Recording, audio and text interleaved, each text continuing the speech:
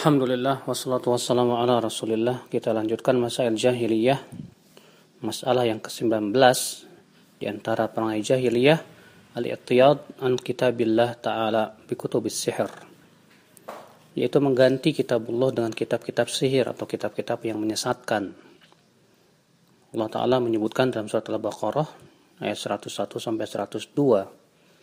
Allah berfirman, "Walamma ja'ahum rasulun min indillah musaddiqun lima ma'ahum nabadha fariqun minal ladzina utul kitaba kitaballah wara'a dhuhurihim ka'annahum la ya'lamun."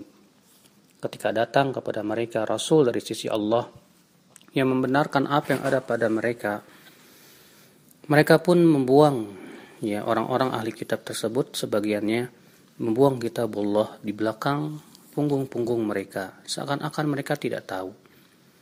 Wattaba'u ma tatlu syayatinu ala mulki Sulaiman, dan mereka mengikuti apa yang dibacakan oleh setan-setan di kerajaan Sulaiman.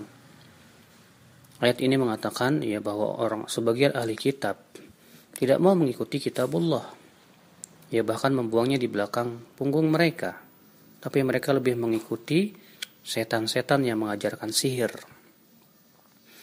Maka ini perangai jahiliyah, ketika mengganti Al-Quran dan hadis dengan kitab-kitab yang menyesatkan. Kalau di zaman sekarang diganti dengan kitab-kitab batiniyah. Demikian pula kitab-kitab Aristoteles, Archimedes, Plato, yang merupakan ilmu kalam yang berbicara tentang masalah ketuhanan dengan akal semata, atau dengan kitab-kitab yang lainnya yang sama sekali itu tidak membimbing kepada kebenaran. Seperti yang halnya kita lihat di zaman sekarang pun juga, sebagian orang-orang yang dinisbatkan dengan dengan memakai pakaian-pakaian kiai, ternyata mereka melakukan perbuatan-perbuatan para dukun. Maka dari itu kewajiban kita adalah untuk tetap berpegang kepada Al-Quran dan hadis dan tidak mengganti Al-Quran dan hadis dengan yang lainnya.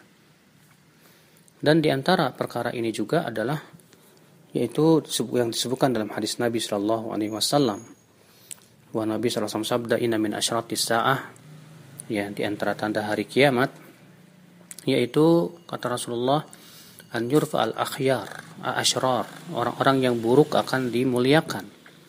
Wa yudha al-asyrar, orang-orang yang saleh, orang-orang yang baik akan dihinakan.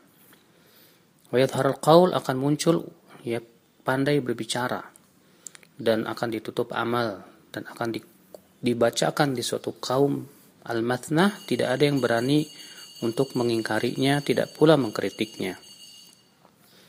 Kemudian ditanya apa itu al-mathnah, maka beliau menjawab, yaitu mathnah adalah maktutiba siwa kitabillah, semua yang dijadikan panduan selain kitabullah azza wa jalla.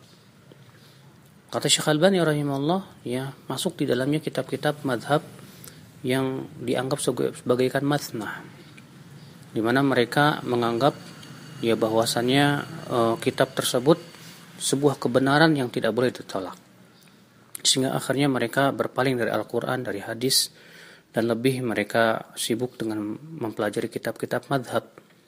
Dan lalu mereka mengatakan, katanya kalau Al-Quran dan hadis itu masih mentah, sedangkan yang ada dalam kitab-kitab ulama itu sudah masak dan matang katanya. Padahal semua para ulama berdalil dengan Al-Quran dan hadis dan merujuk. Semua ulama sepakat bahwa apabila pendapat mereka bertabrakan dengan Al-Quran dan hadis, wajib ditolak. Maka kita dahulukan Al-Quran dan hadis dari segala-galanya. Kita lebih mempelajari Al-Quran dan hadis daripada mempelajari kitab-kitab madhab. Karena yang namanya ulama madhab bukanlah nabi yang pasti benar. Di sana itu adalah pendapat-pendapat para ulama dan ijtihad mereka. Maka tentu kewajiban kita adalah untuk tetap pertama memahami Al-Quran dan hadis sesuai dengan pemahaman para ulama. Tapi jangan jadikan pemahaman ulama sebagai tujuan, Tapi tujuan kita adalah dalil berupa Al-Quran dan hadis. Itu yang kita jadikan parameter. Adapun pendapat ulama kita jadikan sebagai wasilah saja untuk memahami Al-Quran dan hadis. Dan apabila ada pendapat yang ternyata tidak sesuai dengan Al-Quran dan hadis, tentu kita akan tolak. Bukan berarti kita tidak menghormati ulama tersebut. Maka ini yang harus kita pahami ya dalam masalah-masalah seperti ini. Wallahu a'lam.